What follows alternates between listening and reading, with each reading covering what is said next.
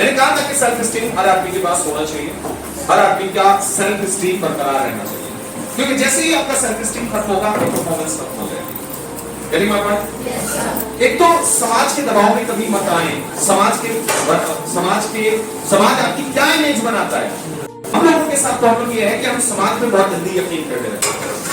समाज हमें जैसा कहता है हम ऐसा मानना शुरू कर देते हैं, और इस मानने के चक्कर में समाज हमें अच्छा कहता है तो हमें अच्छी फीलिंग्स आने लगती है, समाज हमें बुरा कहता है तो हमें बुरी फीलिंग्स आने लगती है।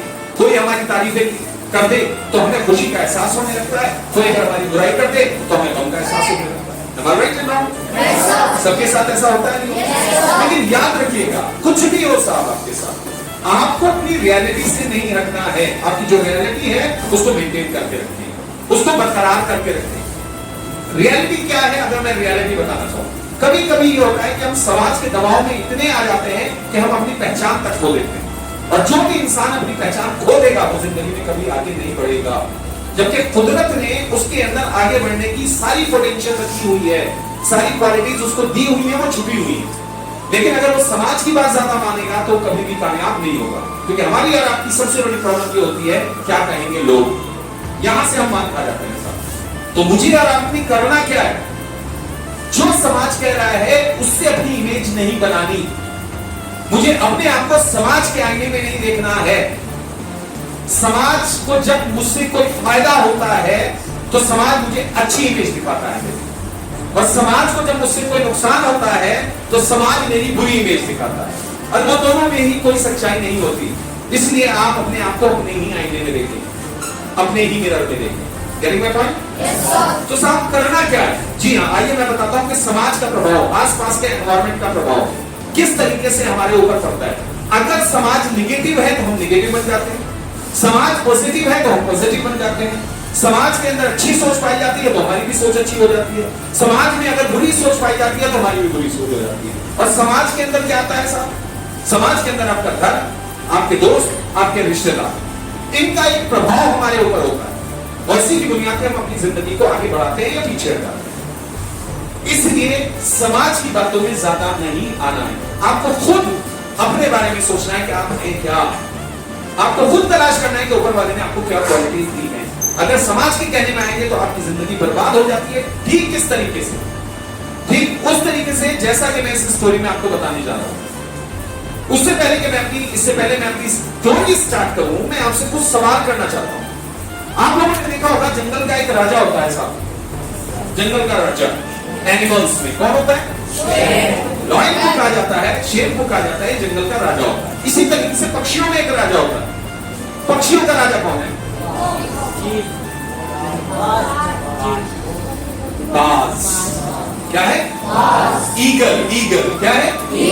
जी, अगर ईगल के बारे में मैं बताना चाहूं तो ईगल की एक खासियत मैं आपको बताता हूं, बड़ा अच्छा लगेगा आपको।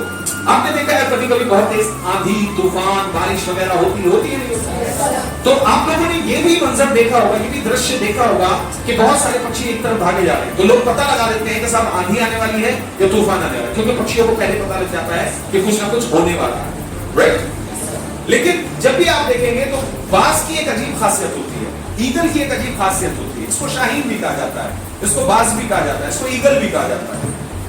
पॉइंट समझ पा रहे हैं आप मेरे? इसको गरुड़ भी कहते हैं, शायद गरुड़ भी कहा जाता है, गरुड़ भी कहा जाता है। इसकी एक खासियत ये होती है कि जब भी आंधी आए या तूफान आए तो सारे पक्षी, अगर तूफान इधर से आ रहा है तो ये इसके दूसरी डायरेक्शन की तरफ भागते हैं। मतलब ये तूफान और आंधी से बचने के लिए उस डायरेक्शन जिधर से तूफान आ रहा होता है उधर नहीं भागते, बल्कि दूसरी दिशा में भागते हैं ताकि उससे बच सके। लेकिन गरुड़ या ईगल या बाज जिसको मैं कहता हूं, इसकी एक अजीब खासियत होती है। इसका सबसे बड़ा काम क्या होता है? इसका सबसे अच्छा काम ये होता है कि ये उधर नहीं भागता, बल्कि जिधर से तूफान आ रहा होता है ये उधर की उड़ान भरता है। उधर की उड़ान भरने के बाद ये इतना बड़ा पक्षी होता है, इतना बड़ा पक्षी होता है, अगर आप देखेंगे कि ये पूरी भेड़ को उठा के ले जाता है, इंसान को उठा के लेके जा सकता है, ये शिकार इतना खतरनाक है। तो इसकी सबसे बड़ी खासियत क्या होती है कि तूफान जब आता है तो ये अपने परों को थोड़ा सा ऐसे खोलता है। तूफान जितनी तेज आता है ये ऐसे ऊपर की तरफ चलता चला जाता है, और एक सीमा ये आती है कि ये इतनी ऊंचाई पे चला जाता है कि तूफान नीचे रह जाता है, ये ऊपर की तरफ चला जाता है और आराम से उड़ान कर रहा होता है। तूफान इसका कुछ नहीं करता। ये इसकी खासियत है साहब। अगर इसकी खासियत मैं और भी बताने की कोशिश करूं तो और भी सुनिएगा इसकी खासियत। इसकी एक सबसे इसकी जो खासियत है, इसकी खासियत है इसकी उड़ान की। इसके अंदर सारे पक्षियों के अंदर बहुत सारी उड़ान पाई जाती है। कुछ पक्षी सिर्फ सीधे सीधे उड़ सकते हैं, कुछ पक्षी जो होते हैं वो ग्लाइड नहीं कर सकते, लेकिन ग्लाइड नहीं कर सकते, कुछ पक्षी ग्लाइड भी कर सकते हैं। कुछ पक्षी ऐसे हैं, कुछ बर्ड्स ऐसी हैं कि जो हॉवरिंग नहीं कर सकती, एक जगह नहीं उड़ सकती। कुछ पक्षी तो आपने देखा होगा वो ऐसे फ्लाइट की तरीके से उड़ते हैं। कुछ ऐसे होते हैं जो ग्लाइड भी कर लेते हैं, यूं आएंगे यूं नीचे की तरफ चले जाएंगे। कुछ ऐसे होते हैं कि जो एक जगह नहीं टिक पाते। लेकिन बाज एक ऐसा पक्षी होता है जिसे ये सारी उड़ाने आती है, इसको सारी उड़ाने को पता है, ये जानता है, ये इसको सीखने की जरूरत नहीं होती, ऑलरेडी इसके अंदर पाई जाती है। आप समझ पा रहे हो? तो ये उड़ान इसके अंदर पाई जाती है, ये सारी उड़ानें ये जानता है, बहुत अच्छे से जानता है। इसको अगर शिकार करना हो तो एक जगह टिक के पानी के अंदर से भी ये शिकार कर लेता है। बहुत सारी वीडियोस आप लोग देखते रहते हो बाज के बारे में।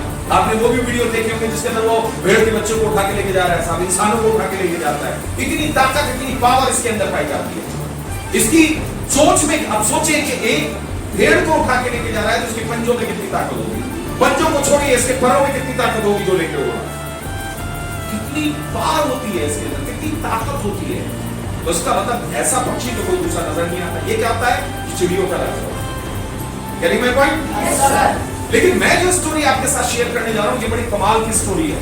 मैं इसलिए आपसे कहना चाहूंगा कि आप निगेटिव लोगों के दायरे में मत रहें, नकारात्मक लोगों में मत रहें, जो हमेशा बुराइयों के बारे में बात करते हैं, कमियों के बारे में बात करते हैं, जो हमेशा आपकी बुराइयों के ऊपर निगाह रख रहे होते हैं और आपको हमेशा से निगेटिविटी, तेरे से नहीं हो पाएगा, तू ऐसा नहीं कर पाएगा, तेरे बस का नहीं है, ये तो बड़े लोगों का काम है, जो हमेशा आपके हौसलों को तोड़ते रहते हैं, ऐसे लोगों से बच के रहिए, वरना ये आपको बर्बाद कर देंगे।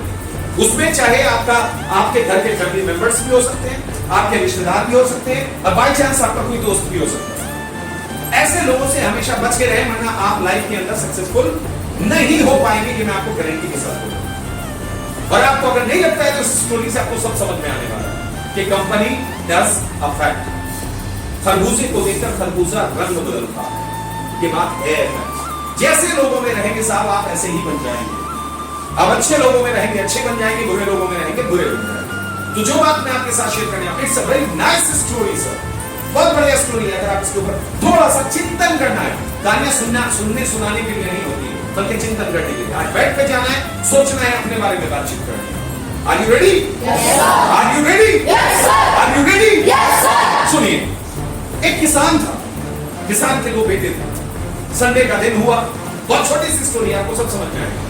संडे का दिन हुआ साहब, जब संडे का दिन हुआ तो बच्चों ने जिद की, पापा पापा आज तो हम भी आपके साथ जंगल जाएंगे। कहा बेटे जंगल मत जाओ, मुझे बहुत सारा काम करना है, तुम लोग वहां कहां मेरे साथ रहोगे, परेशान हो जाओगे, ऐसा है तुम लोग घर रहो। साथ में जो बच्चों की माँ थी उन्होंने कहा कि अरे भाई इनको क्यों कर रहे हो, इनको भी तो थोड़ा दुनिया दिखा के लाओ, अब सारे टाइम से स्कूल के अंदर ही रहेंगे, अरे भाई तो जंगल भी लेके जाओ। बात ये हुई कि वो राजी हो गए, और राजी होने के साथ बच्चों को वो अपने साथ जंगल ले गए। जंगल ले जाने के बाद वो अपना खेती के काम में लग गया साहब, उसको फसल काटनी थी, फसल बोनी थी, जो भी कुछ करना था उस काम में। बच्चे जो थे वो अपना वो जो बोगी वगैरह लेके गए थे उसके पास खेल रहे थे। वहीं पे एक बहुत बड़ा पेड़ था। अब बच्चे तो शरारती होते हैं, वो कभी इस चिड़िया को देख रहे हैं, कभी इस चीज को देख रहे हैं। अचानक उनमें से छोटे वाले भाई की निगाह जो थी वो पेड़ के ऊपर रखे हुए एक घोंसले के ऊपर पड़ी। उसने कहा कि भैया भैया देखो ये तो घोंसला है, इसके अंदर जरूर कुछ ना कुछ होगा, चलो पेड़ के ऊपर चढ़ते हैं। दोनों के दोनों पेड़ के ऊपर चढ़ गए साहब। जब चढ़ गए तो चढ़ने के बाद इन्होंने देखा कि वहां पे एक पक्षी आ रहा था और जा रहा था, एक पक्षी आ रहा था और जा रहा था पहले। तो ये पेड़ पे चढ़ गए, जब पक्षी चला गया तो ये पेड़ के ऊपर चढ़ गए। चढ़ने के बाद देखा कि उस पेड़ के अंदर अंडे रखे। छोटे वाले ने क्या किया, उसने बड़े वाले ने कहा बेटे अंडे नहीं लेने तो और अंडे नहीं निकालने इसके अंदर से, पता नहीं बेचारी कि उसको क्या लगेगा, चिड़िया को परेशानी होगी, दिक्कत होगी। तो छोटे ने क्या किया, छोटे ने इस बात को नहीं माना, तो चुपके से अंडा अपनी पॉकेट में। जब अंडा अपनी पॉकेट में रख लिया, ये नीचे उतर आया। आने के बाद जब ये घर पहुंचे तो घर जाने के बाद मम्मी ने जब इनके कपड़े बदलवाने लगी, करें ये जेब में क्या है तुम्हारे? मम्मी मम्मी ये तो एग लेके आए हैं जंगल से और आपके लिए लेके आए। तो बेटे किस चीज का है? कहा मम्मी मुझे मालूम नहीं है किस चीज का है, बट ये पेड़ के ऊपर रखा हुआ था, एक बड़ा सा पक्षी आता था, उसका एग था। मम्मी ने कहा बेटे ये तो बहुत गलत कर दिया तुमने, लेकिन कोई बात नहीं है, हम इसको भी संभाल लेंगे, इसको बर्बाद नहीं होने देंगे, अंडे को खराब नहीं होने देंगे। कहा मम्मी क्या करेंगी? कहा बेटे हमारे घर के अंदर जो मुर्गी है वो भी अंडों के ऊपर बैठी हुई है, उसके अंदर से भी बच्चे निकल के आने वाले हैं, हम एक काम करते हैं, चलो इस अंडे को उसके नीचे रख देते हैं। उन्होंने ले जाने के बाद उस अंडे को उस मुर्गी के नीचे रख दिया, जहां पर वो मुर्गी अपने और अंडों को सह रही थी। जब रख दिया तो कुछ दिनों के बाद होना वही था जो प्रकृति का नियम है, उन अंडों से बच्चे निकलने शुरू हुए। साहब उस अंडे के अंदर से भी बच्चा निकला, और वो बाज का बच्चा, ईगल का बच्चा। अब क्या हुआ कि ये उनके साथ रहने लगा। वो जिस तरीके से और बच्चे मुर्गी को अपनी मां समझते थे, ये भी उनको अपनी मां समझता था। जैसे जैसे वो मम्मी कहते थे, ये भी बेचारा मम्मी कहता था। उसी तरीके का काम इनके साथ बना हुआ। अब क्या होता था कि ये उनके साथ रहने लगा। अब जो उनके साथ रहने लगा, ये भी अपने आप को वही समझता था कि भाई मैं भी मुर्गी हूँ, क्योंकि ये मेरी मम्मा है, क्योंकि औरों की मम्मा है तो मैं भी इनके जैसा। तो बेचारा क्या करता था, उसी तरीके जिस तरह से मुर्गी जो थी वो कूड़े के अंदर से गंदा सड़ा हुआ गला हुआ खाना खाती थी, ऐसे बेचारा ये भी खाने लगा। इसी तरीके से जिंदगी गुजर रही। एक दिन हुआ यह कि इसने थोड़ी सी उड़ान भरी। जब ये थोड़ा सा बड़ा हो गया तो एक दिन जैसे और मुर्गी वगैरह थी, इसने एक छोटी सी उड़ान भरी। जैसे ही इसने थोड़ी सी और ऊंची उड़ान भरी, मम्मी ने इसको डांटा, खबरदार, कैसे इतनी ऊंची उड़ान कैसे भर सकते हो, तुम इतनी ऊंची उड़ान नहीं भर सकते, याद रखो तुम मुर्गी हो, मुर्गी। इसने इतना सुनना था कि बेचारा माँ की बात के ऊपर, इसने माँ की बात के ऊपर यकीन किया और ये नीचे उतर के आया और उनके साथ फिर रहता। फिर ये जिंदगी में कभी उससे ऊपर नहीं हुआ। एक दिन हुआ क्या कि ये सब के सब महाभारत खेल रहे थे, अचानक मुर्गी दौड़ी हुई आई। आने के बाद अचानक मुर्गी दौड़ी आई और आने के बाद कहा, चलो अंदर चलो, जल्दी चलो, तो हमारा दुश्मन आ चुका है। उसने कहा सारे बच्चों के साथ, इस बात के बच्चे ने कहा कि हमारा दुश्मन कौन है। उसने आसमान की तरफ इशारा किया, देखा कि एक बहुत बड़ा बाज आसमान के अंदर उड़ रहा है जो अपने शिकार की तलाश कर रहा है। उसने कहा कि अगर इसने हमें देख लिया तो हमारा बचना नामुमकिन है। एक काम करो, जल्दी से सब लोग अंदर चलो। सबके सब अंदर की तरफ भागे। ये भी बेचारा डर के अंदर की तरफ डर के भागा। अब जैसे ही ये डर के अंदर की तरफ भागा तो भागने के बाद इसने भी उसकी तरफ देखा। इसे थोड़ी देर के लिए सोचा कि काश मैं भी ऐसे हो पाता, काश मेरी भी उड़ान ऐसे होती, लेकिन मैं ऐसे नहीं हो पाऊंगा क्योंकि मैं तो मुर्गी का बच्चा हूं।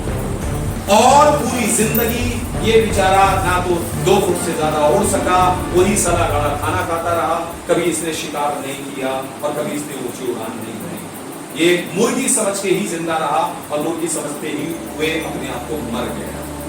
मेरा सवाल आपसे ये है, मेरा सवाल ऐसे आपसे कि जिस तरीके से, क्या ये इसके अंदर उड़ने की ताकत नहीं थी? क्या आसमान को की उड़ान भरने की आदत नहीं थी इसके अंदर ताकत थी या नहीं थी? भगवान ने इसके अंदर शक्ति रखी थी कि ये आसमान को छू सके। भगवान ने इसके अंदर शक्ति रखी थी कि ये बेहतरीन शिकार कर सके। भगवान ने इसके अंदर शक्ति रखी थी कि बड़े से बड़े जानवर को लेकर उड़ सके। लेकिन पूरी जिंदगी ऐसे इसने नहीं किया। क्यों? सवाल है मेरा, क्यों नहीं किया इसने? क्योंकि इसने अपनी जिंदगी के अंदर अपने चारों तरफ रहने वालों ने इसको यह समझाया कि तुम बाज नहीं हो, मुर्गी हो। ठीक इसी तरीके से आपके साथ होता है। आपके अंदर भी ऊपर वाले ने आसमान की बुलंदियां छूने की क्षमता रखी है। आपके अंदर भी आईएएस बनने की ताकत है, आपके अंदर भी पीसीएस बनने की ताकत है, आपके अंदर भी डॉक्टर बनने की हिम्मत है, आपके अंदर भी सारे कैलिबर पोटेंशियल पाई जाती है। बस जरूरत है एक अच्छे समाज की। तो हम क्यों नहीं बन पाते? क्योंकि हमारे आसपास का समाज ये कह रहा होता है तुमसे ये नहीं हो सकेगा।